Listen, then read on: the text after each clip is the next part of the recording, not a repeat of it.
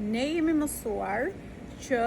të kemi rezultate të ndryshme në jetën tonë, qoftë ato pozitive ose negative, dhe pastaj të ndjejmë një ndjenjë të caktuar, normalisht e lidhur me situatën. Nëse është një situatë e mirë, atëherë ndjejmë ndjenja pozitive.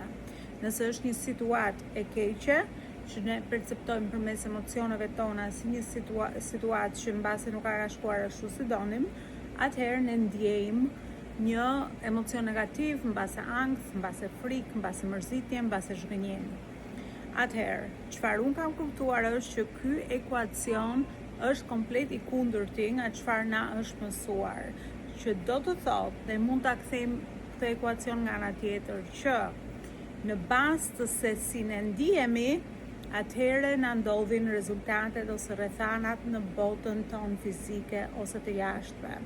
Kështu që ky është lajm i mirë, sepse nëse duam që të ndihemi pozitiv në një çështje të caktuar të jetës tonë, atëherë kjo do të shkaktojë dhe rezultate pozitive në jetën tuaj dhe anasjelltas. Kur e kam kuptuar këtë ekuacion që është komplet i kundërt, thash që do bëj një video për këtë, sepse mendoj që është një nga, le të themi, ato idet që është edhe thjesht, por edhe mbase e vështirë për ta aplikuar, sepse siç thash, ne jemi rritur zakonisht nga ana tjetër.